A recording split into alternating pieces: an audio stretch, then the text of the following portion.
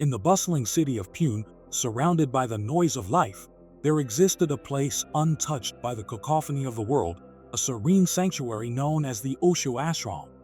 The ashram was a world of its own, a microcosm where time seemed to slow down, where people came to shed the burdens of their past, to find peace within themselves, and perhaps to discover something greater. In this tranquil setting, Arjun found himself, a young man burdened by the weight of unfulfilled desires and unanswered questions. His journey to the ashram was not planned, it was more of a consequence of his restless soul seeking something that the outer world could not provide. Arjun had always been an introvert, finding solace in books and philosophy rather than in the company of others. Yet, something gnawed at him, a longing for connection, not just with another person, but with something deeper, something eternal. The ashram, with its lush gardens, quiet pathways, and the ever-present hum of meditation, was a world that both intrigued and intimidated him. Here, people walked with a certain grace, a sense of freedom that Arjun had never known. It was in this place that he first saw her Anaya. Anaya was not like anyone Arjun had ever met. She was a regular at the ashram, her presence almost as much a part of the place as the ancient trees that lined its paths. With long flowing hair and eyes that seemed to hold the mysteries of the universe, Anaya moved through the ashram with a quiet confidence. She was often seen sitting by the large banyan tree, her eyes closed, lost in meditation. There was something about her that drew people in, yet she remained aloof, like a distant star, visible, beautiful, but unreachable. Arjun was no exception. From the moment he saw her, he was captivated. But he knew that to approach her in the usual ways would be futile. The ashram was not a place for flirtation or casual conversations, it was a place for introspection, for going beyond the superficial. One afternoon, after a particularly intense meditation session, Arjun found himself sitting on a bench near the ashram's garden. The stillness of the place was overwhelming, and yet in that silence, his mind raced. How could he attract the attention of someone like Anaya? Was it even possible? In the days that followed, Arjun observed her from a distance, not in a way that was intrusive, but with the curiosity of a student eager to learn. He noticed that Anaya was drawn to the quiet corners of the ashram, the places where nature seemed to speak louder than words.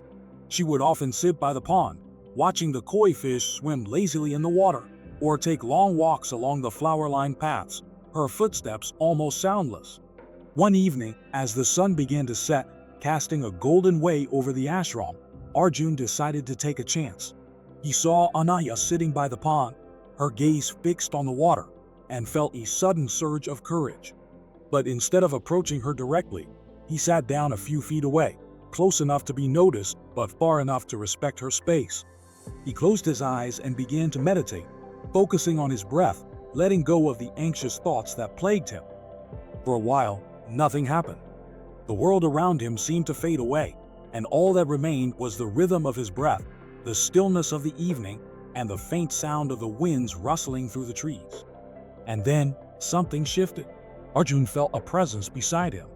He opened his eyes, slowly, and there she was, Anaya, sitting quietly, her eyes closed, mirroring his posture. They sat in silence for what felt like an eternity. No words were exchanged, no glances were shared. Yet in that shared silence, something profound passed between them. It was as if they had communicated on a level beyond the physical, a connection that required no language, no gestures. When Anaya finally opened her eyes, she looked at Arjun, and for the first time their eyes met.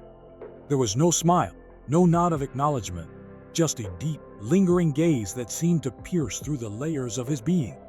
And then, just as quietly as she had come, Anaya rose and walked away, leaving Arjun with a sense of peace he had never known before.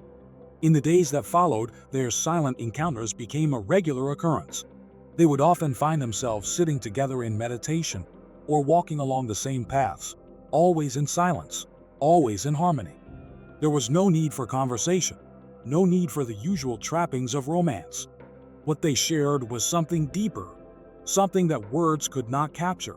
Arjun began to understand that the attraction he felt for Anaya was not about her physical beauty, though she was undoubtedly beautiful. It was about the energy she exuded, the peace that surrounded her like an aura. He realized that to truly connect with her, he needed to cultivate that same peace within himself. And so, Arjun immersed himself in the teachings of Osho. He attended the discourses, participated in the dynamic meditations, and slowly, he began to shed the layers of his ego, the fears and insecurities that had held him back for so long. The ashram became his sanctuary, a place where he could explore the depths of his consciousness without fear or judgment. One day, as he was sitting by the pond, deep in meditation, he felt a soft touch on his shoulder. He opened his eyes to find Anaya standing beside him, her expression serene, yet with a hint of something that he had never seen before, an invitation, perhaps, or an acknowledgement of the journey they had both undertaken. "Would you like to join me for a walk?" she asked, her voice soft, almost like a whisper. Arjun nodded, and together they walked along the paths of the ashram, their footsteps in sync, their silence comfortable. As they walked, Arjun felt a sense of completion, as if all the pieces of the puzzle had finally fallen into place. There was no need for words, no need for declarations of love. What they shared was beyond all that: a connection of souls, a meeting of minds, a union that transcended the physical. As they reached the edge of the garden, where the ashram met the wilderness beyond, Anaya stopped and turned to him. "You found what you were looking for," she said, her eyes reflecting the calm of the evening sky. Arjun smiled, understanding now that the journey was never about attracting someone else, but about finding himself. In the silence of the ashram, in the stillness of his own mind, he had discovered the true essence of love, not as a desire to possess, but as a state of being, a communion with the universe.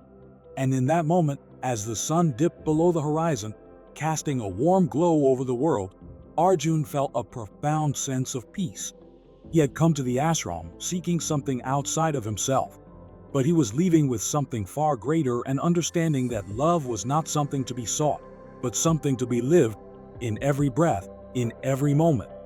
Together, they stood at the threshold of the ashram, looking out at the world beyond. There was no need to say anything, no need to make promises or plans. What they had found in each other was timeless, beyond the grasp of the ordinary world.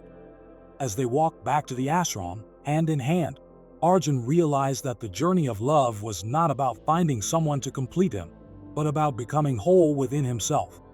And in that wholeness, he had found Anaya not as an object of desire, but as a reflection of the peace and love that he had discovered within. In the end, it was not about attracting someone else, but about becoming the kind of person who naturally attracts the right energy, the right people into his life.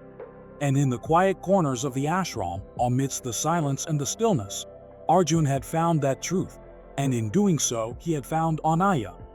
Their connection was not bound by words, nor by time.